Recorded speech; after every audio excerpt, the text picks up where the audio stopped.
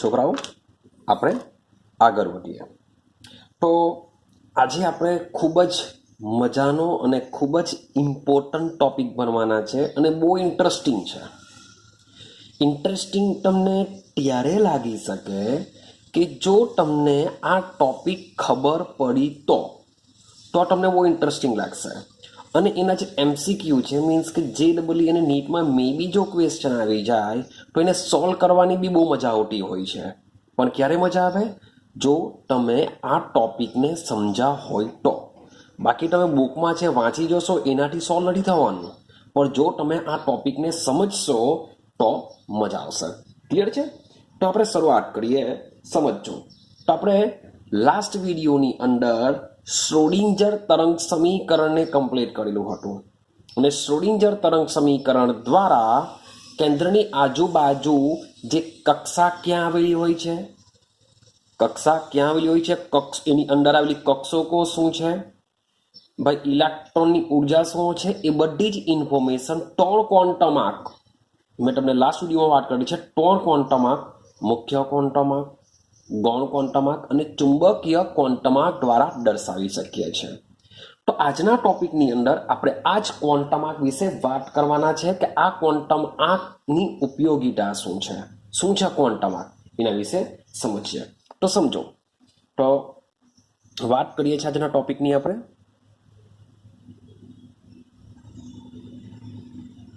કક્ષકો અને લખીશું ક્વોન્ટમ આંક. ચાલો સમજવાનો પ્રયત્ન કરજો. શું છે કક્ષકો, શું છે ક્વોન્ટમ આંક. ચાલો માની લો કે મારી પાસે કોઈ પરમાણુ છે, મેં કોઈ નવો પરમાણુ શોધ્યો. મેં શું કર્યું? કોઈ નવો પરમાણુ શોધ્યો. હવે એ પરમાણુની અંદર કેટલા કેન્દ્રમાં પ્રોટોન છે, કેટલા ઇલેક્ટ્રોન છે, ક્યાં આવેલા છે, મને કંઈ જ ખબર નથી. પણ એટલું તો ખબર છે ને કે આટલે સુધી ભણીને આવ્યા તો આ માની લો કે કેન્દ્ર છે, કેન્દ્રમાં શું રહેલું હોય છે? પ્રોટોન રહેલો હોય છે. તો કેન્દ્રની આજુબાજુ શું રહેલા હોય છે? ઇલેક્ટ્રોન રહેલા હોય છે. અને આજુબાજુ શું રહેલા હોય છે? ભાઈ ઇલેક્ટ્રોન રહેલા હોઈ શકે. તો શું આજે મેં તમને બીજી વાત કરી કે આજે ઇલેક્ટ્રોન જે રહેલા હોય છે, ઇલેક્ટ્રોન શામાં રહેલા હોય છે? કક્ષકોમાં રહેલા હોય છે. એટલે કે ઇલેક્ટ્રોનનું ઘર કયું હોય છે? કક્ષક હોય છે. ઇલેક્ટ્રોન શામાં રહેતા હોય છે? કક્ષકમાં રહેતા હોય છે. આ કક્ષક ક્યાં આવેલી હોય છે? તો ભાઈ કક્ષામાં આવેલી હોય છે. આટલું દિમાગમાં ફિટ કરી દો પેલા કે કેન્દ્રની આજુબાજુ શું આવેલું હોય છે? કક્ષા આવેલી હોય છે. કક્ષામાં શું આવેલું હોય છે? કક્ષક આવેલું છે. કક્ષકમાં શું આવેલું હોય છે? ઇલેક્ટ્રોન આવેલા હોય છે. પાછી રિપીટેશન કરું, સમજો. કેન્દ્રની આજુબાજુ શું આવેલી હોય છે? કક્ષા આવેલી હોય છે. એ કક્ષાની અંદર શું આવેલું હોય છે? કક્ષકો આવેલી હોય છે. કક્ષકોની અંદર કોણ રહેશે? ઇલેક્ટ્રોન રહેશે. તો ભાઈ આ જે કક્ષકો છે એ કક્ષકો કેન્દ્રની આજુબાજુ ભાઈ ઘણી સંખ્યામાં હાજર હોઈ શકે છે. આઈડિયા આવે છે કે કેન્દ્રની આજુબાજુ આ જે કક્ષકો આવેલી હોય છે એ કક્ષકો ઘણી બધી સંખ્યામાં વધારે હોઈ શકે છે. તો આટલી બધી સંખ્યા હશે તો આપણે એને કેવી રીતના ઓળખીશું? મારા ક્લાસમાં માની લો કે 20 સ્ટુડન્ટ હોય તો 20ને ઓળખવા માટે એનો ફેસ, એના નામ મને કામ લાગશે. તો સેમ એ જ પ્રમાણે આ જે બધી કક્ષકો છે, મીન્સ કે છોકરાઓ બી શું હશે? કોઈની હાઈટ ઓછી હશે, કોઈની વાઈટ, કોઈ જારા હશે, કોઈ પાતળા હશે, કોઈ વ્હાઈટ, કોઈ ફેર હશે, કોઈ બ્લેક હશે. હા કે ના? કોઈનો બધાનો ફેસ જુદો જુદો હોવાનો. કોઈને આપણે કઈ બેન્ચીસ પર બેસીએ છીએ એના પરથી ઓળખીએ છીએ. ભાઈ પહેલી બેન્ચીસ પર લાલુ બેઠેલો છે, ભાઈ છેલ્લી બેન્ચીસ પર લાલી બેઠેલી છે, વોટ એવર આપણે એ બધાથી ઓળખીએ છીએ. મીન્સ કે છોકરાઓને એના સ્થાન, એના કદ, આકાર પરથી આપણે બી ઓળખી શકીએ છીએ. તો સેમ વસ્તુ કે કેન્દ્રની આજુબાજુ આ બધી જુદી જુદી જે કક્ષકો આવેલી છે, તો આ કક્ષકોને ખબર કેવી રીતે ઓળખી કેવી રીતના શકશું? તો આ જે બધી જુદી જુદી કક્ષકો છે એ જુદી જુદી કક્ષકોને તેમના કદ, તેમના આકાર અને તેમનો ડિક વિન્યાસ આ જે ડિક વિન્યાસ છે એટલે સમજી લેવાનું કે કક્ષકનું સ્થાન. ડિક વિન્યાસનો મતલબ શું થાય? કક્ષકનું સ્થાન. તો કેન્દ્રની આજુબાજુ જે બધી કક્ષકો આવેલી છે એ કક્ષકોનું કદ કેટલું હશે, કક્ષકોનો આકાર કયો હશે, કક્ષકો કયા સ્થાનમાં આવેલી હશે એ આપણે જાણવું છે. તો કેવી રીતના જાણી શકાય? ક્લિયર છે? હવે શરૂઆત કરીએ કદ.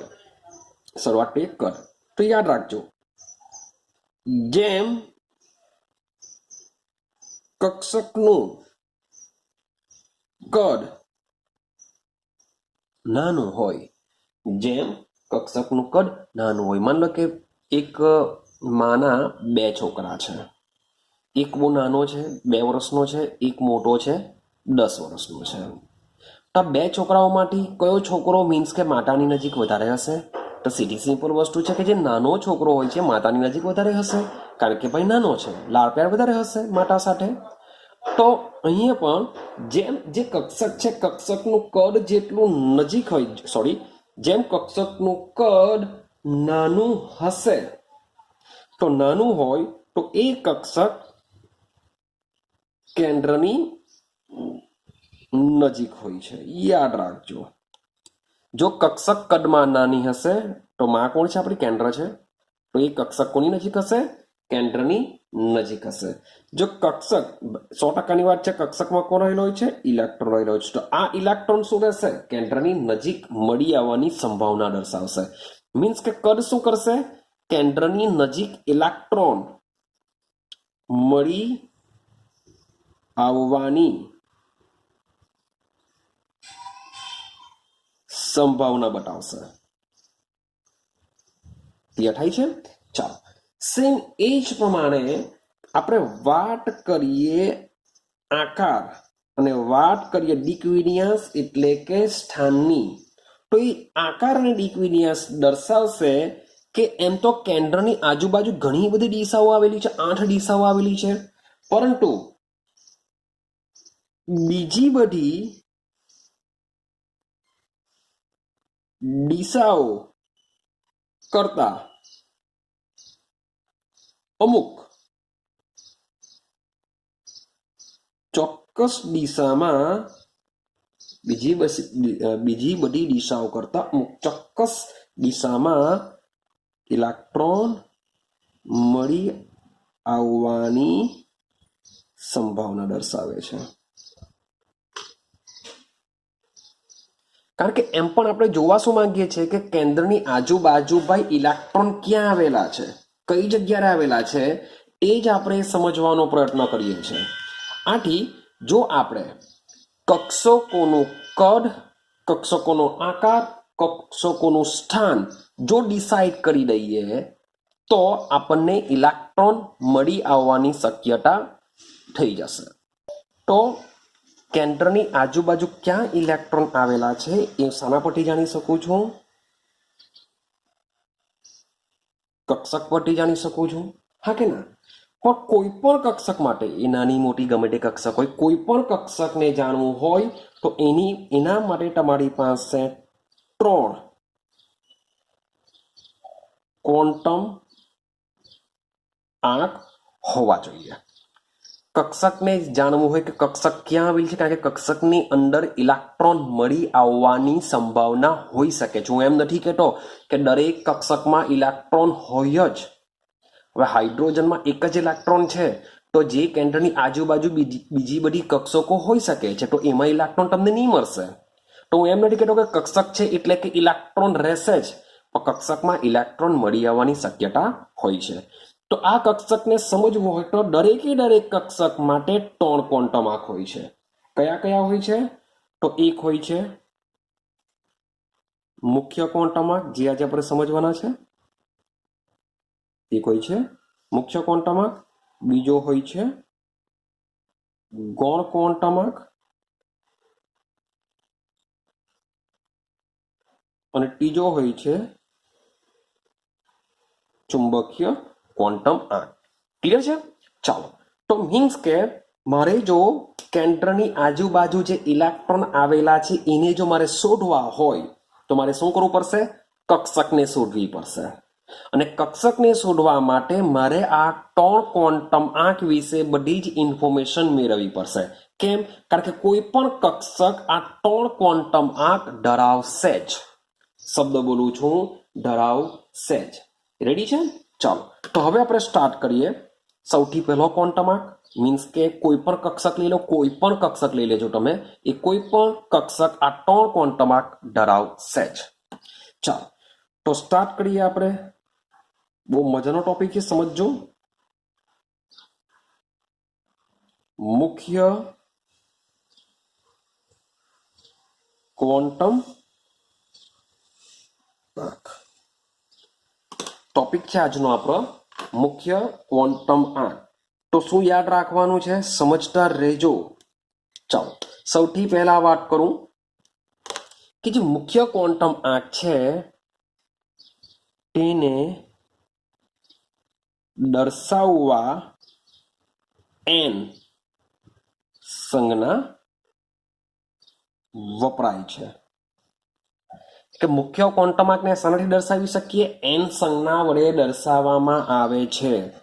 કે જ્યાં જે n છે એ શું છે? ધન પૂર્ણાંક સંખ્યા છે. શું છે? ધન પૂર્ણાંક સંખ્યા છે. માટે ધન પૂર્ણાંક સંખ્યા છે, માટે n નું મૂલ્ય શું આવી શકે? n નું મૂલ્ય 1 2 3 4 અપ ટુ હોય છે. અપ ટુ નો મતલબ શું થાય? કન્ટિન્યુ મીન્સ કે હોઈ શકે ડાયરેક્ટ સીધું અનંત સુધી, n સુધી, જેટલી બી કક્ષા હશે એ માટે થઈ શકે. તો સૌથી પહેલા મુખ્ય ક્વોન્ટમ આંકને દર્શાવશું n વડે. n નું મૂલ્ય ધન પૂર્ણાંક હોઈ શકે અને સાથે સાથે n નું મૂલ્ય કયું હોય છે? 1 2 3. હવે મેઇન વસ્તુ છે કે આ મુખ્ય ક્વોન્ટમ આંકનો ઉપયોગ શું? કારણ કે એઝ અ VSQ તરીકે બી પૂછી શકાય કે મુખ્ય ક્વોન્ટમ આંકનો ઉપયોગ શું છે. સમજો. તો મુખ્ય ક્વોન્ટમ આંક હું આખું નહીં લખતો, હું જે બોલું છું તે રીતના તમારે લખવું પડશે, પણ હું જે મેઇન પોઈન્ટ છું એ લખું છું. સમજો. તો મુખ્ય ક્વોન્ટમ આંકનો ઉપયોગ કક્ષકનું કદ. કક્ષકનું કદ એટલે કક્ષક કેવી છે? નાની છે, મોટી છે? તો કક્ષકનું કદ જાણવું હોય તો એના માટે તમારે શાની જરૂર પડશે? મુખ્ય ક્વોન્ટમ આંકની જરૂર પડશે. અને સાથે સાથે અને મહદ અંશે તેમની ઉર્જા નક્કી કરે છે. તો યાદ રાખો કે જે મુખ્ય ક્વોન્ટમ આંક છે એનો ઉપયોગ શું છે? તો કક્ષકનું કદ અને કક્ષકની મહદ અંશે ઉર્જા જાણી શકીએ છીએ. આટલું ક્લિયર થયું? ચાલો આગળ જઈએ. સમજો કે જે મુખ્ય ક્વોન્ટમ આંક છે, સમજો મુખ્ય ક્વોન્ટમ જે મુખ્ય ક્વોન્ટમ આંક છે એ કોષની ઓળખ આપે છે. શાની ઓળખ આપે છે? કોષની ઓળખ આપે છે. શું છે આ કોષ? સમજીએ. શું છે આ કોષ? એને સમજવાનો પ્રયત્ન કરીએ કે મુખ્ય ક્વોન્ટમ આંક કોષની ઓળખ આપે છે. માન લે કે n ની વેલ્યુ શું છે? n ની વેલ્યુ ધન પૂર્ણાંક સંખ્યા હોઈ શકે, મીન્સ કે n ની વેલ્યુ 1 હોઈ શકે, હા કે ના? n ની વેલ્યુ 2 હોઈ શકે, n ની વેલ્યુ 3 હોઈ શકે, n ની વેલ્યુ 4 હોઈ શકે, n ની વેલ્યુ 5 હોઈ શકે, સો ઓન હોઈ શકે છે. આ રીતના કન્ટિન્યુ ચાલ્યા કરશે. ક્લિયર છે? ચાલો હવે સમજો. મેં અહીંયા લખેલું છે કે મુખ્ય ક્વોન્ટમ આંક શાની ઓળખ આપે છે? કોષની ઓળખ આપે છે. તો અહીંયા લખું છું કોષ. જો n બરાબર 1 હોય, n બરાબર 1 હોય તો n બરાબર 1 સાથે કોષ આવશે કેપિટલ K. યાદ રાખજો બરાબર, કારણ કે ઘણા બધા ક્વેશ્ચન નીકળશે અને સમજજો બરાબર કે n બરાબર 1 સાથે સંકળાયેલો કોષ કયો છે અને K સંજ્ઞાથી દર્શાવવામાં આવે. K કોષ. આ શું છે? K કેવી રીતના છે? શાંતિ રાખો જરાક. તો n બરાબર 1 સાથે K કોષ, n બરાબર 2 સાથે l કોસ, પછી 3 સાથે m કોસ, 4 સાથે n કોસ, 5 સાથે o કોસ, સેમ 6 સાથે p cos, k l m n o p q r લેતા જજો. બસ મીન્સ કે તમે p q સુધી રહેશો તો બી બહુ થઈ ગયું, આખા બધા જ તત્વો આવી જશે એની અંદર. આઈડિયા આવી ગઈ? ચાલો હવે સમજો કે આ બધું શું છે. હવે હું તમને સમજાવવાનો પ્રયત્ન કરું, સમજજો. માન લો કે મારી પાસે આ કેન્દ્ર છે, મારી પાસે શું છે? કેન્દ્ર છે. હવે મેં તમને કીધું ખબર છે, અગાડી બી આવી ગયેલું છે મુખ્ય ક્વોન્ટમમાં, કે કેન્દ્રની આજુબાજુ આ જે પેલું સ્ટ્રક્ચર હોય છે, પેલી જે લાઈન હોય છે, એને આપણે શું કહીએ છીએ? કક્ષા કહીએ છીએ. એ આપણે અગાડી બધા નિયમોમાં ભણીને આવ્યા છે. રેડી? ચાલો હવે સેમ પાછું શું હોય છે? આ રીતની કેન્દ્રની આજુ બીજી બી કક્ષાઓ હોઈ શકે છે. તો આ બીજી કક્ષા હોઈ શકે. સેમ વસ્તુ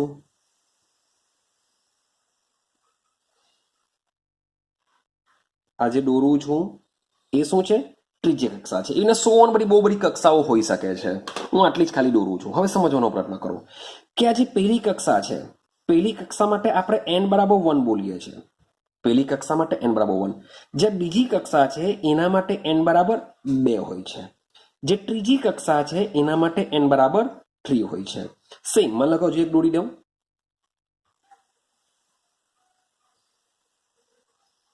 આ શું દોરેલી છે મેં? કક્ષા. તો આ કક્ષા કઈ હશે? n બરાબર 4 હશે. આટલું ક્લિયર થયું? આ છે કક્ષા. ડન. હવે સમજો, મેં તમને ચેપ્ટરની શરૂઆતમાં મીન્સ કે ટોપિકની શરૂઆતમાં કીધું કે કક્ષાની અંદર કોણ આવશે? કક્ષકો આવશે. કક્ષકોની અંદર કોણ રહેલા હશે? ઇલેક્ટ્રોન રહેલા હશે. તો આ જે કક્ષા છે n બરાબર 1, તો આ જે કક્ષા છે એ કક્ષાની અંદર કોણ આવશે? ભાઈ કક્ષકો આવશે. હું કક્ષક નહીં લખતો, કક્ષકો લખું છું, એટલે એની સંખ્યા કેવી હશે? વધારે હોઈ શકે છે. તો સમજો આ બધા આ n બરાબર 1 છે એ કક્ષા છે જે મુખ્ય ક્વોન્ટમ આંકથી દર્શાવવામાં આવે. મીન્સ કે આ 1 છે એટલે મુખ્ય ક્વોન્ટમ આંક 1 એટલે પહેલી કક્ષા, n બરાબર 2 એટલે કે બીજી કક્ષા, n બરાબર 3 એટલે ત્રીજી કક્ષા, n બરાબર 4 એટલે ચોથી કક્ષા. સેમ અહીંયા જો હજુ આગળ દોરું તો n બરાબર 5 થશે, એ પાંચમી કક્ષા થશે. તો આ n બરાબર 1 જે પહેલી કક્ષા છે એ કક્ષામાં શું હોઈ શકે? કક્ષકો હોઈ શકે. n બરાબર 2 છે એમાં શું હોઈ શકે? n બરાબર 2 કક્ષામાં કક્ષકો હોઈ શકે. n બરાબર 3 માં n બરાબર 3 એક કક્ષા છે જેમાં કક્ષકો હોઈ શકે. n બરાબર 4 એમાં શું હોઈ શકે? કક્ષકો હોઈ શકે. તો આ જે કક્ષા અને જે કક્ષકો છે, મીન્સ કે કક્ષા જે છે તેની અંદર કક્ષકો રહેશે, તો આ બંનેને કહેવામાં આવે છે, બંનેના સંયુક્ત પરાને કહેવામાં આવે છે કોષ. બંનેના સંયુક્ત પરાને શું કહેવામાં આવે? કોષ. એક સોસાયટી હોય એમાં એક ઘર નથી હોતું, ઘણા બધા ઘરો હોય છે, ને ઘણા બધા ઘરો ભેગા થઈને એક સોસાયટી બને છે. તો આ તમારું ઘર, આ બીજાનું ઘર, બંને ભેગા થશે, બનશે સોસાયટી. મીન્સ કે કોષ એટલે કે સોસાયટી છે, એવું સમજીને ચાલો. આઈડિયા આવે છે? તો n બરાબર 1 છે એ n બરાબર 1 એટલે કે કયો કોષ કહેવાય? કે કોષ કહેવાય. n બરાબર 1 એટલે કયો કોષ? કે કોષ. n બરાબર 2 છે એને આપણે l કોષ કહેશું. n બરાબર 3 કોષ છે એને આપણે m કોષ કહેશું. સેમ n બરાબર 4 છે એને આપણે n કોષ કહેશું. ક્લિયર થાય છે? એટલે કોષનો મતલબ શું થાય કે એમાં કક્ષા અને કક્ષકો રહેલા છે, અને કક્ષકોની અંદર ઇલેક્ટ્રોન રહેલા હોય છે. એના માટે કોષ શબ્દ વાપરવામાં આવે છે. ક્લિયર થાય છે? માટે જ અહીં એક સેન્ટેન્સ લખીએ છીએ કે હાઇડ્રોજન જેવા પરમાણુની, હાઇડ્રોજન અને તેના જેવી, હાઇડ્રોજન જેવા પરમાણુ મીન્સ કે કોણ? કે હાઇડ્રોજનમાં કેટલા ઇલેક્ટ્રોન હોય? 1 ઇલેક્ટ્રોન રહેલા હોય. મેં તમને આગળ બી વાત કરેલી છે. હાઇડ્રોજન જેવી સ્પીસીસ અથવા હાઇડ્રોજન જેવા પરમાણુ લઈ લઈએ, કારણ કે એમાં સ્પીસીસ પરમાણુ જગ્યાએ મારે શું લખવું પડે? ખરેખર સ્પીસીસ જ લખવું પડશે. સ્પીસીસ, કારણ કે પરમાણુ તટસ્થ હશે. સ્પીસીસનો મતલબ શું થાય? કે પરમાણુ બી આવી શકે, આયન બી આવી શકે. તો હાઇડ્રોજન જેવી સ્પીસીસ કે જેમાં એક જ ઇલેક્ટ્રોન રહેલો હોય, તો એક ઇલેક્ટ્રોન વળી પાછું He+ માટે લઈ લેવું, Li+2 માટે લઈ લેવું, Be+3 માટે લઈ લેવું. તો આ જે સ્પીસીસ છે હાઇડ્રોજન જેવી કે એક જ ઇલેક્ટ્રોન ધરાવે છે, તો એના માટે હાઇડ્રોજન જેવી સ્પીસીસ માટે ભાઈ તમારે જાણવું છે કક્ષકની ઉર્જા શું હશે, કક્ષકનો આકાર શું હશે, એનું સ્થાન કહાં હશે? આ બધી જ વસ્તુ માત્ર ને માત્ર મુખ્ય ક્વોન્ટમ આંક દ્વારા જાણી શકીએ છીએ. યાદ રાખજો, માત્ર ને માત્ર કોના માટે? હાઇડ્રોજન જેવી સ્પીસીસ માટે જ.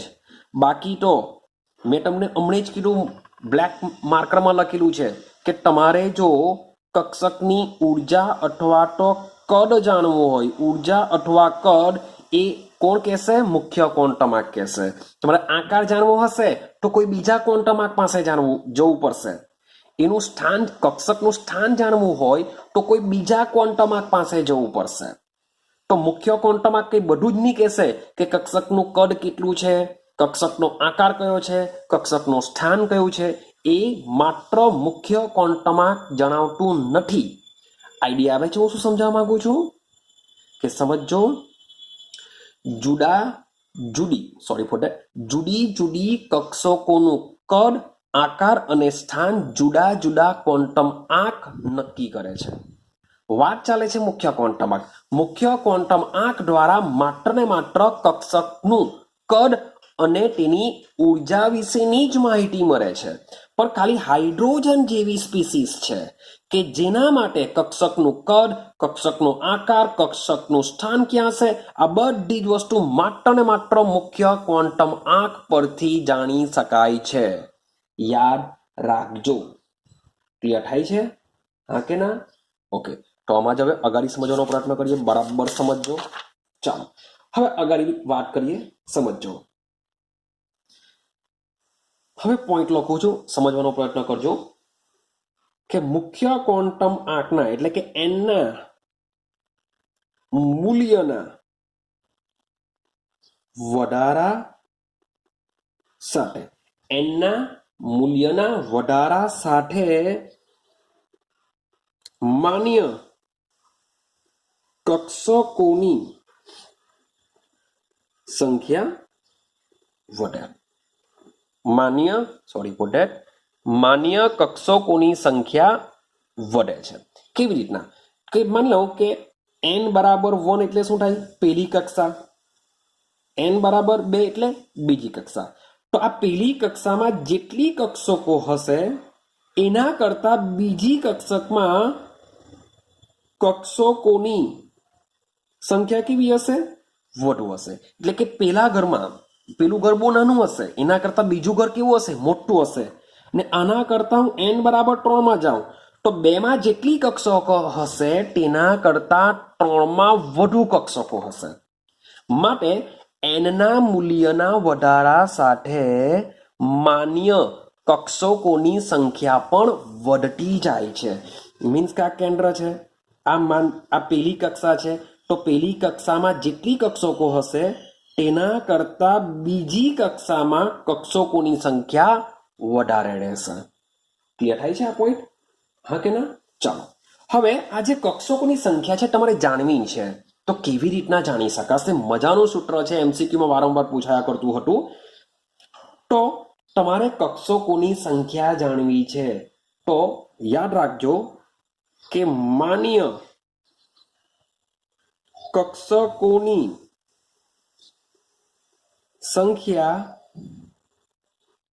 જાણવા માટેનું સૂત્ર છે n². શું છે? કે કક્ષાની અંદર, શબ્દ બોલું છું, કક્ષાની અંદર કેટલી કક્ષકો આવેલી છે એ જાણવા માટેનું સૂત્ર છે n². આઈડિયા આવે છે? જો પાછું રિપીટેશન કરું બરાબર, ભલે મારો સમય થોડોક બગડે પણ બરાબર સમજવાનો પ્રયત્ન કરજો કે n બરાબર 1, 2, 3, 4 સો આ રીતના છે. એના માટે આપણે કોષની બી રચના કરીને આવ્યા છે, કે એલ એમ એન. ક્લિયર છે?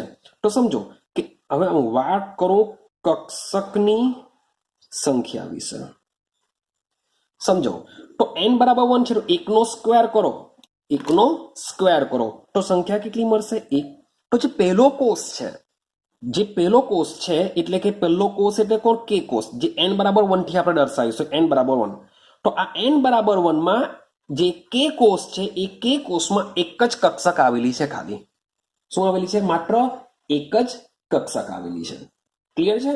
ચાલો આગળ જઈએ. જે n બરાબર 2 મુખ્ય ક્વોન્ટમ આંક n બરાબર 2 છે જે કયો કોષ દર્શાવે છે? એલ કોષ દર્શાવશે. તમને પૂછે કે એલ કોષમાં કક્ષકોની સંખ્યા જણાવો, તો એલ કોષ એટલે કોણ? n બરાબર 2, ભાઈ 2 નો વર્ગ કરો. તો આમાં કક્ષકોની સંખ્યા કેટલી મળી? 4. જો n ના મૂલ્યના વધારા સાથે માન્ય કક્ષકોની સંખ્યા વધે તો 1/4 વધારે. હવે 3 પર આવીએ. હવે 3 એટલે કોણ? એમ કોષ.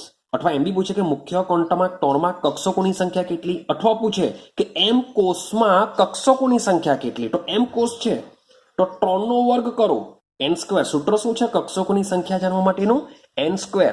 n બરાબર કેટલા? 3. તો 3 નો વર્ગ કરો તો સંખ્યા મળશે તમને 9. જો ક્લિયર થાય છે? સમજો n બરાબર 4, 4 નો વર્ગ કરો 16. 16 માન લો કે અહીંયા 5 હોય, અહીંયા હું o લખી દેવાય, MNO. તો 5 નો વર્ગ કરો 25.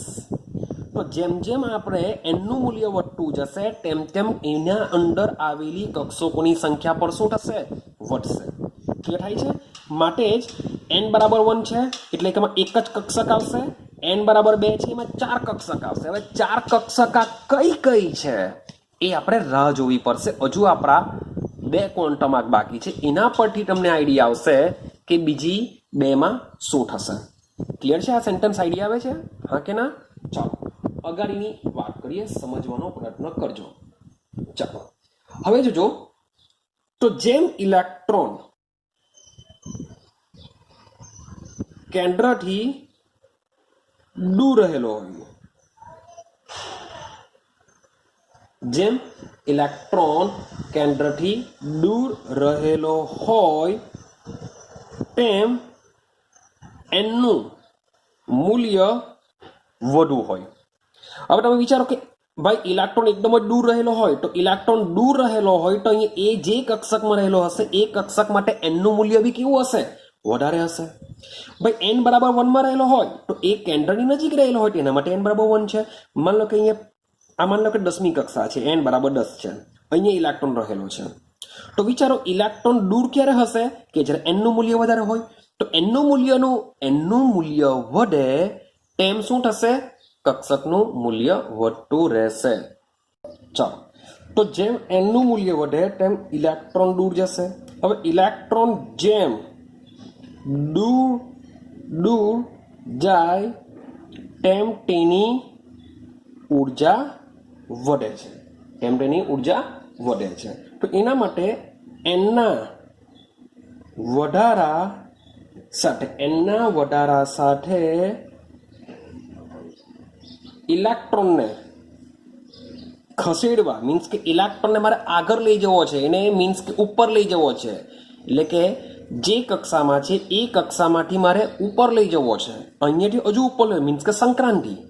તો એના માટે શું કરવું પડશે? ઇલેક્ટ્રોનને ખસેડવા ઉર્જાની જરૂર પડે છે. ખબર પડે છે કે n બરાબર 1 માં ઇલેક્ટ્રોન છે એને મારે n બરાબર 2 માં લઈ જવો છે. તો n બરાબર 1 માંથી n બરાબર 2 માં લેવા માટે શું કરવું પડશે? ઉર્જાની જરૂર વધારે પડશે. n બરાબર 2 માં હોય ને મારે n બરાબર 10 માં લઈ જવું છે તો શું થશે? હજુ પણ વધારે ઇલેક્ટ્રોનની જરૂર પડશે. ક્લિયર છે? આ છે તમારો મુખ્ય ક્વોન્ટમ આંક. ક્લિયર થાય છે? હવે આપણે સમજીશું ગૌણ ક્વોન્ટમ આંક. ચાલો હવે આપણે વાત કરીએ બીજા નંબરના ક્વોન્ટમ આંકની. તો જે બીજા નંબરનો જે ક્વોન્ટમ આંક છે, સેકન્ડ નંબર આપી દઈશું આપણે. ચાલો સેકન્ડ નંબર, જેને કહીશું આપણે ગૌણ ક્વોન્ટમ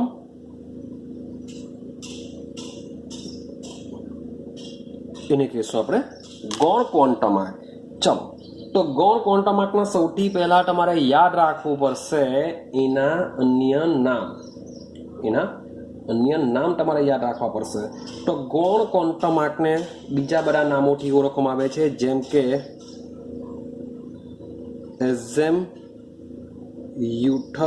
એઝેમ્યુથલ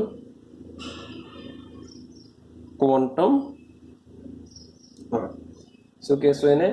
એઝેમ્યુથલ ક્વોન્ટમ આંક કહેશું. ચાલો, એનું નામ બીજું આપવામાં આવેલું છે સહાયક ક્વોન્ટમ આંકથી બી ઓળખવામાં આવે છે, અથવા કોણીય વેગમાન ક્વોન્ટમ આંકથી પણ તેમને ઓળખવામાં આવે છે. તો એઝેમ્યુથલ ક્વોન્ટમ આંક, અથવા એને સહાયક ક્વોન્ટમ આંક પણ કહી શકાય, અથવા એને કોણીય વેગમાન ક્વોન્ટમ આંકથી પણ દર્શાવી શકાય છે. ક્લિયર થાય છે? ચાલો, આ તો એના જુદા જુદા નામો છે. હવે આને દર્શાવવા માટેની જે સંજ્ઞા છે એ સંજ્ઞા છે, યાદ રાખજો, સ્મોલ એલ. એઝેમ્યુથલ ક્વોન્ટમ આંકને દર્શાવવા માટેની સંજ્ઞા શું છે? Small L. ક્લિયર છે? હવે આ જે એલ નું મૂલ્ય છે, યાદ રાખજો, એલ નું મૂલ્ય એન ઉપર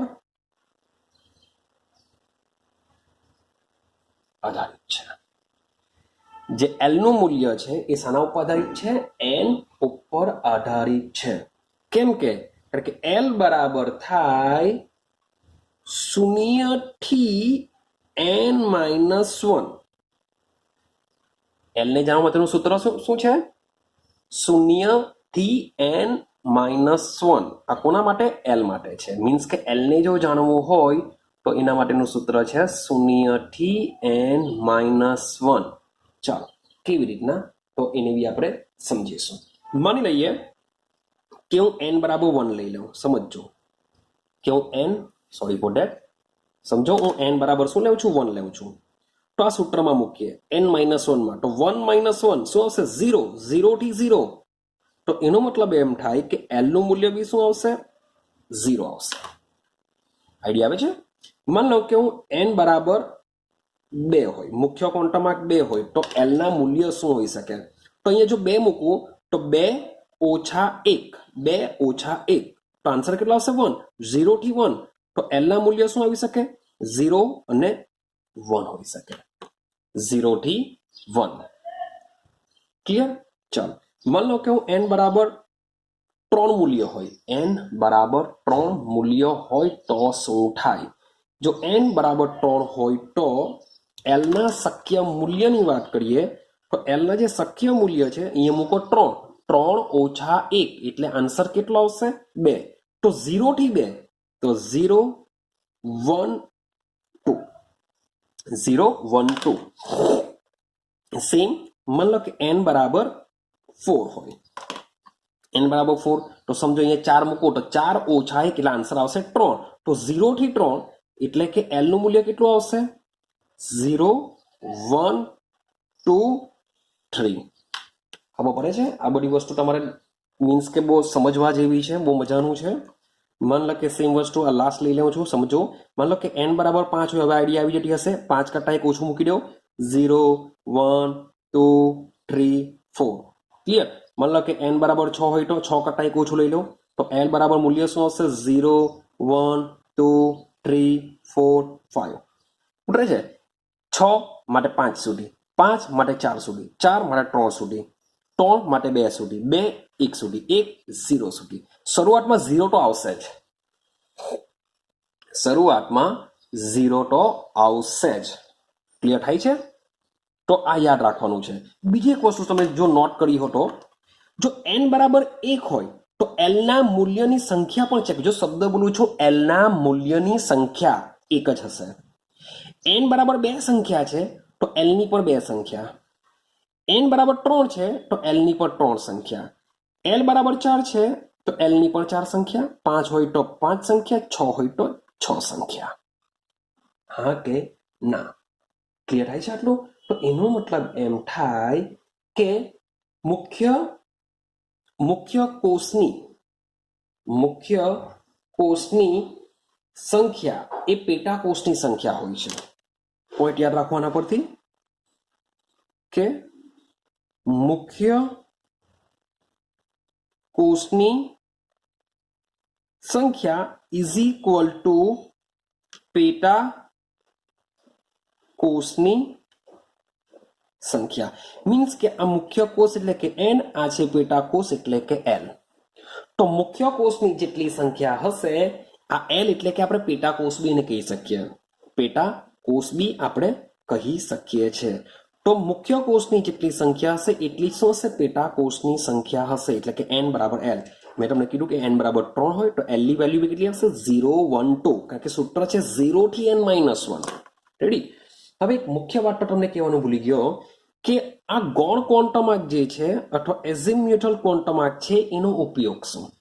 જેમ આપણે આગળ જણાવ્યા કે જે મુખ્ય ક્વોન્ટમ આંક છે એ મુખ્ય ક્વોન્ટમ આંકનો ઉપયોગ કક્ષકનું કદ અને તેની ઉર્જા જાણવા માટેનું હતું. સેમ એ જ પ્રમાણે ગૌણ ક્વોન્ટમ આંકનો ઉપયોગ કક્ષકનો આકાર જાણવા માટે થાય છે. શું થશે? કક્ષકનો આકાર જાણવા માટે થશે કે કક્ષકનો આકાર શું છે. આપણે લખી દઈએ અહીંયા તો શું થશે એનો? કક્ષકનો આકાર જાણવા માટે. તો કક્ષકનો આકાર જાણવા માટે શું કહેવાશે? એલ નો ઉપયોગ થાય છે. ક્લિયર થાય છે? ચાલો, તો આટલું ક્લિયર થયું.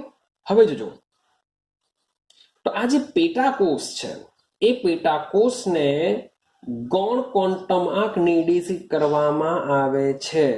હવે એલ ના જુદા જુદા મૂલ્ય માટે આપણે પેટાકોષ એલ ને એક સંજ્ઞાથી દર્શાવીશું. શબ્દો સમજજો. એલ ના જુદા જુદા મૂલ્યો પ્રમાણે કે એલ ના જુદા જુદા મૂલ્યો પ્રમાણે પેટાકોષ જે એલ છે, પેટાકોષ એલ ને આપણે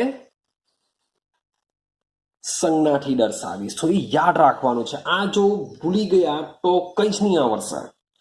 તો એલ ના જુદા જુદા મૂલ્યો પ્રમાણે આપણે શું કરીશું? હવે એને એક સંજ્ઞાથી ઓળખીશું.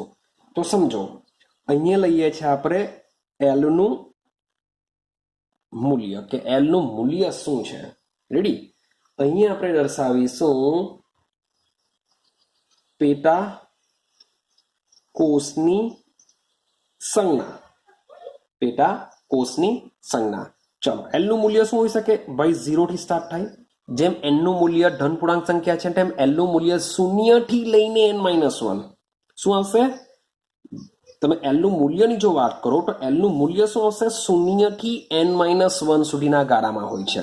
તો 0 પછી આવી શકે 1, પછી આવી શકે 2, 3, 4, 5 અપ ટુ ક્યાં સુધી? n -1 સુધી હોય છે. 0 થી લઈને n -1. તો જ્યારે l નું મૂલ્ય 0 હોય તો એને કઈ પેટાકોષની સંજ્ઞાથી દર્શાવે? તો યાદ રાખજો, જો l નું મૂલ્ય 0 હોય તો એના માટે s આવશે. યાદ રાખવાનું છે કે l નું મૂલ્ય 0 માટે એ s કક્ષક, 1 એટલે p કક્ષક. યાદ રાખજો, s p. 2 એટલે d કક્ષક. l નું મૂલ્ય 0 એટલે s કક્ષક, l નું મૂલ્ય 1 એટલે p કક્ષક, l નું મૂલ્ય 2 એટલે d કક્ષક, l નું મૂલ્ય 3 એટલે f, 4 એટલે g, 5 એટલે h. બહુ થઈ ગયું ભાઈ, આટલે સુધી તમે કરશો ધેટ્સ ઇનફ. ક્લિયર છે? એમ તો આપણે તો f સુધી જજો. જેટલા બી તત્વો છે, જેટલા બી તત્વો શોધાયેલા છે એ બધા જ તત્વો f સુધી જ લગભગ થઈ જશે. ને જી ને એચ તો હજુ મે બી ફ્યુચરમાં જો તમે શોધશો તો આનો ઉપયોગ થશે. તો આપણે તો એફ સુધીમાં જ લગભગ બધા જ તત્વો આવી જશે. એફ તત્વો સુધીમાં તો એફમાં તો જી અને એચ તો બહુ દૂરની વાત છે. ક્લિયર? તે છતાં બી આપણે જી અને એચ લખેલું છે. તો આ તમારે શું કરવાનું છે? યાદ રાખવાનું છે કે એલના જે મૂલ્ય છે એ મૂલ્ય પ્રમાણે જે એલ પેટાકોષ છે એ પેટાકોષની સંજ્ઞા દર્શાવવામાં આવે છે. રેડી છે? તો હવે શું થશે? હવે હું જે સમજાવવા માંગુ છું એને બરાબર સમજવાનો પ્રયત્ન કરજો. ચાલો, હવે આપણે સમજીએ કે મેં તમને ચોખ્ખું કીધેલું છે કક્ષકના 3 ક્વોન્ટમ આંકને આપણે એક સાથે સમજવાના છે. આપણે પહેલું ભણીને આવ્યા, બીજું ભણીએ છીએ, તો પહેલા અને બીજાને મર્જ કરીએ. તો n ના મૂલ્ય અને l ના મૂલ્ય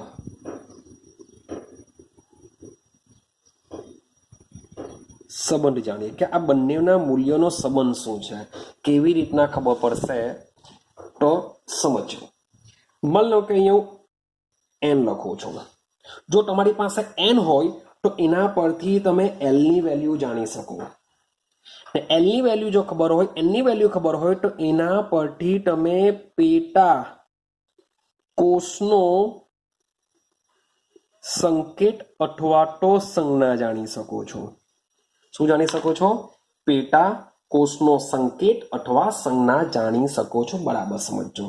ભાઈ n ની વેલ્યુની શરૂઆત ક્યાંથી થાય? 1 થી થાય. n બરાબર 1 હોય તો n નું મૂલ્ય શું આવી શકે? જો n બરાબર 1 હોય તો સૂત્ર વિચારો. આનું સૂત્ર તમને લખી રાખું. શું છે તો ભાઈ l નું મૂલ્ય છે 0 થી n -1 થી રાખીએ આપણે. l ની વેલ્યુ કેટલી હોય છે? 0 થી n -1. તો ભાઈ એક વેલ્યુ જવા મૂકી દો તો 1 - 1 0. 0 થી 0 એટલે આન્સર શું આવશે? 0. થઈ ગયું. હવે યાદ રાખજો, હવે આપણે સંજ્ઞા દર્શાવવાના. ભાઈ l બરાબર 0 હોય તો યાદ કરો, હમણાં જ મેં તમને સમજાવ્યું l બરાબર 0 એટલે સંજ્ઞા કઈ? s સંજ્ઞા. હવે સમજો આને શું કરવાના? તો આ s સંજ્ઞાની આગળ અને મુખ્ય ક્વોન્ટમાર્ક તરીકે દર્શાવવામાં આવે છે. ક્લિયર? આ થઈ ગયું 1s. n બરાબર 1 એટલે કે પેટાકોષ કયો હશે? 1s હશે. ડન. તો હું તમને થોડુંક અહીંયા સમજાવું. માન લો કે આ મારું કેન્દ્ર છે. રેડી? આ મારી પહેલી કોષ છે. પહેલી કોષ મીન્સ વોટ? n બરાબર 1. મેં તમને કીધેલું કે n બરાબર 1 માં 1 નો વર્ગ કરો. 1 નો વર્ગ કરો એટલે 1 જ મળશે. મીન્સ કે કક્ષકની સંખ્યા કેટલી હશે? 1 જ. તો આ કક્ષક કઈ હશે ખબર? આમાં ભાઈ 1s કક્ષક હશે. એમાં કઈ હશે? પહેલી જ કક્ષક 1s કક્ષક હશે. આ 1 શું દર્શાવે છે? મુખ્ય ક્વોન્ટમાર્ક દર્શાવે છે. આ 1 શું દર્શાવે છે? મુખ્ય ક્વોન્ટમાર્ક દર્શાવે છે. આ s શું દર્શાવે છે? l ની વેલ્યુ દર્શાવે છે. s ક્યારે આવે? l ની વેલ્યુ 0 હોય તો. એટલે કે આ વસ્તુ આપેલું હોય એના પરથી પણ તમને મુખ્ય ક્વોન્ટમાર્ક પૂછે છે કે તમને 1s આપેલું હોય તો મુખ્ય ક્વોન્ટમાર્ક કયો? 1. l ની વેલ્યુ કેટલી? તો 0. અથવા તો આ બે આપેલું હોય તો આ વસ્તુ થશે. હવે આ ક્યાં આવેલી હોય? તો અહીંયા 1 છે એટલે n બરાબર 1 માં જ આવેલી હોવાની. 1 છે એટલે ક્લિયર. અને કક્ષકની સંખ્યા એટલે કે 1 નો વર્ગ કરો તો 1. તો આમાં એક જ કક્ષક આવેલી હોય છે અને કઈ હોય છે? 1s હોય છે. આઈડિયા આવે છે હવે થોડી? એટલે કે કેન્દ્રની આજુબાજુ પેલી કક્ષક 1s આવેલી હોય છે કે એમાં ઇલેક્ટ્રોન આવેલા હોઈ શકે છે. સમજો, માન લો કે n બરાબર 2 હોય. હવે n બરાબર 2 હોય તો l ના વેલ્યુ કેટલી આવી શકે? ભાઈ 0 પણ હોઈ શકે અને 1 પણ હોઈ શકે. ભાઈ n બરાબર 2 હોય તો l ની વેલ્યુ 0 પણ હોઈ શકે, 1 પણ હોઈ શકે. તો આના માટે વિચારીએ, જો l ની વેલ્યુ 0 હોય તો કઈ કક્ષક? s કક્ષક. હા કે ના? l ની વેલ્યુ 1 છે. 1 છે એટલે કક્ષક કઈ આવવાની? p કક્ષક આવશે. ભાઈ એનો મુખ્ય ક્વોન્ટમાર્ક કેટલો? 2. તો આગળ 2 મૂકી દઉં એટલે કે 2s બની ગઈ. અને આગળ 2 મૂકી દઉં એટલે 2p બની ગઈ. હવે આ શું કહેવા માંગે છે? n બરાબર 2 એટલે સમજો આ કેન્દ્રમાં આપણે પેલી કક્ષક છે. હવે આ માની લો કે આ મારું કેન્દ્ર છે. હું પેલી કક્ષક દોરતો નથી, એની જગ્યાએ માની લો કે આ સીધી આ n બરાબર 2 છે. n બરાબર 2 છે. ભાઈ 2 નો વર્ગ કરો. 2 નો વર્ગ એટલે 4. એટલે કે આમ n બરાબર 2 માં કેટલી કક્ષકો હોવી જોઈએ? સંખ્યામાં 4 કક્ષક હોવી જોઈએ. સર આમાં તો 2 જ છે. એક છે 2s, બીજી છે 2p. તો આ તો 2 જ કક્ષક થઈ. તો ભાઈ હજુ રાહ જુઓ કારણ કે હજુ આપણે ત્રીજો ક્વોન્ટમાર્ક બી કમ્પ્લીટ કરવાનો છે. ત્રીજો ક્વોન્ટમાર્ક કમ્પ્લીટ કરીશું એટલે તમને આઈડિયા આવશે કે બીજી જે કક્ષક છે એમાં 4 કક્ષકો કેવી રીતના બનશે. આ તો 2 જ છે 2s ને 2p. તો રાહ જુઓ થોડીક હજુ ત્રીજા ક્વોન્ટમાર્કની. ચાલો આપણે આગળ વધીએ. માની લો કે n બરાબર વેલ્યુ હોય 3. શું હોય છે? n બરાબર 3 હોય છે. માની લે કે n બરાબર 3 છે. જો n બરાબર 3 હોય તો l ની શક્ય વેલ્યુ શું હોઈ શકે? તો ભાઈ 0 હોઈ શકે, 1 હોઈ શકે, 2 હોઈ શકે. n - 1 માં મૂકી દો 3 તો થશે 2. 0 થી 2. તો આની આગળ બી મારે 3 મૂકી દેવા પડે. આની આગળ બી 3, કારણ કે આ 3 માંથી જ આ બધી મેળવેલી છે. રેડી? એટલે બધા આગળ 3. હવે 0 છે. શબ્દ સમજો. 0 છે એટલે કઈ કક્ષક? s કક્ષક. એટલે કે પેટાકોષનો સંકેત s કક્ષક. 1 હોય તો p કક્ષક. 2 હોય તો d કક્ષક. ક્લિયર થાય છે? 2 હોય તો d કક્ષક. તો ભાઈ મુખ્ય ક્વોન્ટમાર્ક મૂકી દઉં 3. 3 3 ઉતરે છે દિમાગમાં? હા કે ના? તો સમજો તમને એસ કક્ષક બધામાં જ જોવા મળશે. ચાલો એ વાત પછી કરું, એસ કક્ષકને બધામાં જોવા મળશે એની. હવે ત્રણની વાત કરો તો શું થશે? આની આજુબાજુ જો ત્રણ હોય, સેમ વસ્તુ એક જ દોડી દઉં. આ લાસ્ટ સમજાવજો, સમજી લેજો. માન લો કે આની આ ત્રીજી કક્ષા છે, n બરાબર 3 છે આ. તો n બરાબર 3 એટલે 3 નો વર્ગ 9. 9 કક્ષકમાં હોવી જોઈએ, પણ આમાં છે કેટલી? 3s છે, 3p છે, 3d છે. જો બધામાં જ 1s, પેલી કક્ષકમાં માત્ર 1s જ આવશે, માત્ર 1s. કારણ કે 1 નો વર્ગ કરો 1 1s. તમે 2 નો વર્ગ કરશો એટલે આમાં કઈ આવશે? 2s અને 2p આવશે. 2d નહીં આવી શકે. યાદ રાખજો, ક્વેશ્ચન પૂછાય છે નીચેનામાંથી કઈ કક્ષક શક્ય નથી? ભાઈ 2d નહીં આવે, 2f નહીં આવે.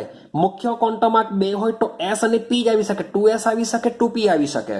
સેમ મુખ્ય ક્વોન્ટમ આંક 3 હોય તો 3s આવી શકે, 3p આવી શકે, 3d આવી શકે. 3f આવતી નથી. યાદ રાખજો આ વસ્તુ. ક્લિયર? તો ત્રીજી કક્ષક હોય તો એમાં 3s આવી શકે, 3p આવી શકે, 3d આવી શકે. સેમ मान लो कि मुख्य क्वांटम आंक 4 ની વાત કરું. મુખ્ય ક્વોન્ટમ આંક 4 હોય તો l ની વેલ્યુ 0 1 2 3 આ રીતના આવશે. એટલે કે ટોટલ 1 2 3 4 4 થવા જોઈએ, બધામાં 4 મૂકી દો. હવે શું થશે સમજો. 0 છે એટલે s કક્ષક, 1 છે એટલે p કક્ષક, 2 છે એટલે d કક્ષક, 3 છે એટલે ભાઈ f કક્ષક આવશે. 3 છે એટલે f કક્ષક આવશે. તો ભાઈ મુખ્ય ક્વોન્ટમ આંક બધે મૂકી દેવું. 4 4 4 4. એનો મતલબ શું થાય કે માની લો કે મારી પાસે આ કેન્દ્ર છે, આ સમજો ચોથી કક્ષા છે, n બરાબર 4. ભાઈ જો 3 હોઈ શકે એની અંદર, પણ n બરાબર 4 છે. તો આ જે ચોથી કક્ષા છે એ ચોથી કક્ષામાં કક્ષકો કઈ કઈ હશે? આ બધી કક્ષકો છે. તો એની અંદર શું હોઈ શકે? 4s કક્ષક હોઈ શકે, આની અંદર 4p કક્ષક હોઈ શકે, આની અંદર 4d કક્ષક હોઈ શકે, આની અંદર 4f કક્ષકો હોઈ શકે. ને આ કક્ષકોની અંદર ઇલેક્ટ્રોન ગોઠવાયેલા હશે. આ કક્ષકોની અંદર શું હશે? ઇલેક્ટ્રોન રહેલા હોય છે. હવે પિક્ચર ક્લિયર થાય છે? મેં તમને કીધેલું કે ભાઈ કક્ષા હોય, કક્ષાની અંદર શું હોય? કક્ષકો હોય. આ કક્ષકોની અંદર શું હોય? ઇલેક્ટ્રોન હોય. તો n બરાબર 4 કક્ષાની વાત કરતા હોય તો n બરાબર 4 કક્ષાની અંદર કક્ષકો કઈ કઈ આવશે? 4s આવશે, 4p આવશે, 4d આવશે, 4f આવશે. તો આ બધી કક્ષકોની અંદર શું રહેલા હોય છે? ઇલેક્ટ્રોન રહેલા હોય છે. ક્લિયર થાય છે? સેમ માની લો કે હું n બરાબર 2 માટે દોરું. આ કેન્દ્ર છે, આ બાર માની લો કે n બરાબર આ બીજી કક્ષા છે, એની અંદર પેલી બી આવે, હું દર્શાવતો નથી, સોરી પોટેટ, સમજો. તો n બરાબર 2 કક્ષા છે, તો n બરાબર 2 કક્ષાની અંદર કક્ષકો કઈ કઈ હશે? તો ભાઈ 2s હશે ને 2p હશે. આમાં 2d નહીં આવે, આમાં બે જ કક્ષા આવશે, 2s અને 2p. ક્લિયર થાય છે? હા કે ના? તો જો 1 હોય તો 1s એક જ આવે કક્ષા, 1 હોય તો 1, 2 હોય n બરાબર 2 હોય તો 2 કક્ષા આવી શકે, 2s ને 2p. n બરાબર 3 હોય તો 3 કક્ષા, 3s 3p 3d. n બરાબર 4 હોય 4s 4p 4d 4f. ચાલો હજુ એક લઈ લઈએ આપણે, n બરાબર 5 લઈએ, શું થઈ શકે જોઈએ. તો n બરાબર 5 હોય 0 1 2 3 4, 0 1 2 3 4 આવવાનું. તો આ બધામાં તો ભાઈ મુખ્ય ક્વોન્ટમ આંક તો સેમ જ રહેવાનો કે 5 ની જ વેલ્યુ છે બધી. ક્લિયર છે? તો આના પરથી આપણે કક્ષક બનાવીએ. 0 હોય તો s, 1 હોય તો p, 2 હોય તો d, 3 હોય તો f, 4 હોય તો યાદ કરો s p d f g. Sorry પોતે g આપણે કેપિટલ નથી દર્શાવવાનો, સ્મોલ લેટર g. ક્લિયર થયું? હવે આની આગળ મુખ્ય ક્વોન્ટમ આંક મૂકી દઈએ. 5 5 5 5 અને 5. તો n બરાબર 5 હોય તો 5 કક્ષકો, 5s 5p 5d 5f 5g. Means કે માન લો કે મારી પાસે આ કેન્દ્ર છે, આ શું છે? મારી 5મી કક્ષા છે, n બરાબર 5મી કક્ષા છે. સમજો આ n બરાબર 5. તો ભાઈ 5મી કક્ષાનો મતલબ શું? આની અંદર બીજી 4 હશે, મીન્સ કે આ પહેલી, બીજી, ત્રીજી, ચોથી, આ n બરાબર 5 છે. તો 5મી કક્ષામાં શું આવશે? 5s કક્ષક આવે, 5p કક્ષક આવે, આની અંદર 5d આવશે, આની અંદર 5f આવશે, આની અંદર 5g કક્ષક આવશે. ક્લિયર થાય છે હવે પિક્ચર? તો આ કક્ષા છે એની અંદર પણ પાછી શું આવશે? કક્ષકો આવશે, અને આ કક્ષકોની અંદર ઇલેક્ટ્રોન આવતા હોય છે. હવે તમને કોઈ બી પૂછી કરે, માન લે કે 5f કક્ષક પૂછ્યું, તો 5f કક્ષક સાથે સંકળાયેલા ક્વોન્ટમ આંક જણાવો, આવા ક્વેશ્ચન નીકળશે. 5f કક્ષક સાથે સંકળાયેલા ક્વોન્ટમ આંક, તો ભાઈ અહીંયા 5 છે, તો n બરાબર 5 થઈ ગયું. ક્લિયર? ભાઈ f છે કે l ની વેલ્યુ શું થશે, તો આપણે શું કરીએ ખબર છે, s p d f 1 2 3 4 4. ભાઈ ખોટું. યાદ રાખજો, છોકરાઓ ભૂલ આમાં જ કરે છે કે જ્યારે તમને આવા ક્વેશ્ચન પૂછાય છે ત્યારે છોકરો શું કરશે, એસ પી ડી એફ, તો 1 2 3 4. ખોટું. અરે યાર, એસ ક્યારે હોય, એલ ની વેલ્યુ 0 હોય તો, 1 હોય તો પી આવે, 2 હોય તો ડી આવે, 3 હોય તો એફ આવે. તો ભાઈ એફ છે માટે શું થશે, અહીંયા 3 આવશે. ભૂલ થવી ન જોઈએ, એલ ની વેલ્યુ 0 થી સ્ટાર્ટ થવી જોઈએ. આઈડિયા આવે છે? મને લાગે તમને બીજો ક્વેશ્ચન પૂછે કે 4G કક્ષામાં કેટલા ક્વોન્ટમ આંક, તો દિમાગ ચાલવું જોઈએ. ભાઈ 4G આવતું જ નથી, 4G આવતું નથી. તો એક બધા માટે જો, પહેલામાં પેલી કક્ષક એસ કક્ષક આવે, પછી આવશે પી, પછી આવશે ડી, પછી આવશે એફ. તો એના માટે ક્વોન્ટમ આંકની વાત કરું તો આના માટે ક્વોન્ટમ આંક હોય છે 1, આના માટે ક્વોન્ટમ આંક હોય છે 2, આના માટે 3 યાદ રાખો, આના માટે 4 યાદ રાખો. મીન્સ કે 4f જ થાય, 3f નહીં આવે. ભાઈ 3d જ આવે, 2d 1d નથી આવતું. હા, હું એમ નથી કહેતો કે ભાઈ શું 4f છે તો આમાં 4d નહીં આવે. ભાઈ 4d તો આવશે જ, 4d તો આવશે જ, 4s પણ આવશે, 4s પણ આવશે. યાદ રાખજો, s તો બધામાં જ આવશે. p ની શરૂઆત n બરાબર 2 થી જ થાય, એટલે કે 2p જ આવે, 1p નહીં આવે. હું એમ સમજાવવા માંગુ છું કે n બરાબર 2 છે એટલે કે 2p જ આવે, 1p નહીં આવે. 3 ની વાત કરું તો d ની શરૂઆત 3 થી જ થાય, તો એ d 2d કે 1d આવતું નથી, 3d જ આવશે. હા, હું એમ નથી કહેતો કે 3p નહીં આવે, 3p તો આવશે જ, 3p આવી શકે, 3s આવી શકે, ના નથી પાડતો, પણ 2d નહીં આવે. f ની શરૂઆત 4 થી જ થાય તો 4f જ આવે, 3f 2f 1f આવતું નથી. હા, 4d આવી શકે, 4p આવી શકે, 4s આવી શકે. આઈડિયા આવે છે? તો ભાઈ 4G જેવું કંઈ હોતું નથી. માન લો કે તમને 5s પૂછે કે 5s ભાઈ આવી શકે, s તો બધામાં જ આવે. તો 5s સાથે સંકળાયેલા ક્વોન્ટમ આંક જણાવો. તો 5s સાથે કયા કયા ક્વોન્ટમ આંક આવે, અહીંયા 5 છે એટલે n બરાબર 5, મુખ્ય ક્વોન્ટમ આંક 5 છે. s છે એટલે કે l બરાબર 0 થશે. ક્લિયર થાય છે? તો થોડાક 5-6 ક્વેશ્ચન તમે તમારા દિમાગમાં બનાવી દો. તમને પૂછે કે ભાઈ 1D, તો ભાઈ આ શક્ય જ નહીં મળે. ભાઈ 2D, ભાઈ શક્ય જ નહીં મળે. ખબર પડે છે? તમને પૂછે 4D તો હોઈ શકે છે ભાઈ, કારણ કે D ની શરૂઆત 3D થી થાય છે, આ તો 4D છે તો આવવાનું. તો 4D ની અંદર કયા ક્વોન્ટમ આંક, તો 4 છે એટલે n બરાબર 4. D છે તો l ની વેલ્યુ ચેક કરો, SPD 0 1 2, તો l બરાબર 2 થશે. આઈડિયા આવે? તો કક્ષકો પરથી એના ક્વોન્ટમ આંક જાણી શકાય અને ક્વોન્ટમ આંકના ઉપયોગ વડે આપણે કક્ષકો બનાવી શકીએ છીએ. ક્લિયર થાય છે? તો અહીં આપણે 2 ક્વોન્ટમ આંક કમ્પ્લીટ કર્યા. એક છે મુખ્ય ક્વોન્ટમ આંક અને બીજો છે ગૌણ ક્વોન્ટમ આંક અથવા એઝેમ્યુથલ ક્વોન્ટમ આંક અથવા કોણીય વેગમાન ક્વોન્ટમ આંક.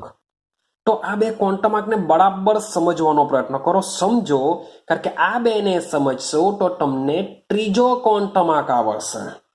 તો ત્રીજો ક્વોન્ટમ આંક શું છે ને હજુ બી તમને કહું, હજુ બી એક ક્વોન્ટમ આંકની શોધ થવાની બાકી છે.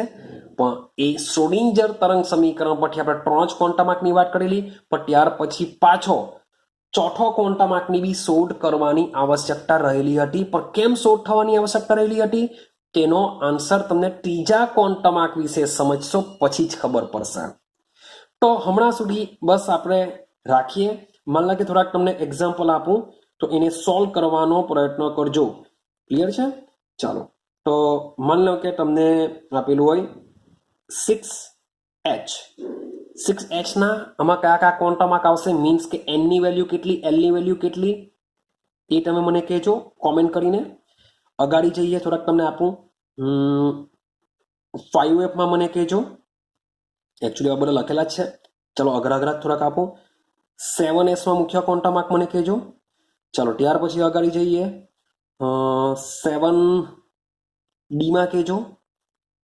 ચાલો ત્યાર પછી વાત કરીએ 8 એચમાં મને ક્વોન્ટમ આંક કહેજો. આઈડિયા આવે છે? બીજું હજુ એક આપી દઉં તમને, 6 એફમાં કહેજો. તો આ જેવી લખેલા છે, જેવી સોરી ફોર એફની જગ્યાએ હું પી કરી દઉં, 6P માં કહેજો, 6P, કારણ કે ઓલરેડી એફ આવી ગયેલો છે, SPDF. ચાલો, તો આટલા ક્વેશ્ચન મેં તમને આપેલા છે. આ ક્વેશ્ચનમાં તમારે મને મુખ્ય ક્વોન્ટમમાં કોમેન્ટ કરીને કહેવાના છે કે આની અંદર બધાની અંદર મુખ્ય ક્વોન્ટમમાં કયા છે, એટલે કે કયા મુખ્ય ક્વોન્ટમમાં અને સાથે સાથે ગૌણ ક્વોન્ટમમાં. તો એન અને એલ ની વેલ્યુ તમારે મને કહેવાની છે. હજુ યાદ રાખજો કે આ જે બધી આને કહેશું કક્ષકો, જે પેટા સંજ્ઞા કહે છે એ બધી કક્ષકો છે. આ બધી કક્ષાની અંદર કક્ષકો આવશે. તો આ 5મી કક્ષામાં આવશે, આ 7મી કક્ષામાં આવશે, આ બી 7મી કક્ષામાં, આ 8મી કક્ષામાં, આ 6ઠ્ઠી કક્ષામાં, આ બી 6ઠ્ઠી કક્ષામાં. તો આ જે બધી કક્ષકો છે એ કક્ષકો માટે હમણાં માત્ર એન અને એલ ની વેલ્યુ જાણીએ છીએ. હજુ આ કક્ષકની અંદર એમએલ ની વેલ્યુ પણ આવશે. હજુ આમાં એમએલ પણ આવશે, પણ એ હજુ આપણે શીખ્યા નથી. માટે તમે માત્ર 2 જ ક્વોન્ટમ આ લોકો માટે મને કહો. ક્લિયર છે? કોમેન્ટ કરજો. તમને જો વિડીયો સારો લાગતો હોય તો 100% એને લાઈક કરો. જો સબસ્ક્રાઇબ નહીં કર્યો તો સબસ્ક્રાઇબ કરી દેજો, કારણ કે હવે પછીનો વિડીયો બહુ મજા આવશે. કારણ કે હજુ 2 ક્વોન્ટમ આંક આપણે આના પછીના વિડીયોમાં ક્લિયર કરીશું અને પછી એના ક્વેશ્ચન નીકળશે અને એ ક્વેશ્ચનની અંદર તમારે 4 ક્વોન્ટમ આંકને કહેવા પડશે. એને કહેશું આખો સેટ ને એવા ક્વેશ્ચન નીકળે છે. પણ આપણે નાના નાના ક્વેશ્ચનને ભેગા કરીને મોટો ક્વેશ્ચન બનાવીશું, એટલે તમને ક્લિયર થઈ જશે.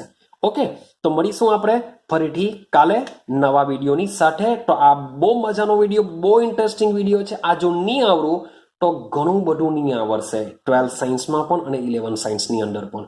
ક્લિયર છે? કારણ કે જે ઇલેક્ટ્રોનિક કોન્ફિગરેશન છે, જે ઇલેક્ટ્રોનીય રચના છે, તે ભણવા માટે આ વસ્તુ બહુ કામ લાગશે. એટલે 12 સાયન્સને ઇઝી બનાવવું હોય, સરળ બનાવવું હોય તો આજનો આ જે વિડીયોનો જે લેક્ચર છે તમને આવડવો જોઈએ જ. ક્લિયર થાય છે? ઓકે, તો મળીશું આપણે કાલે.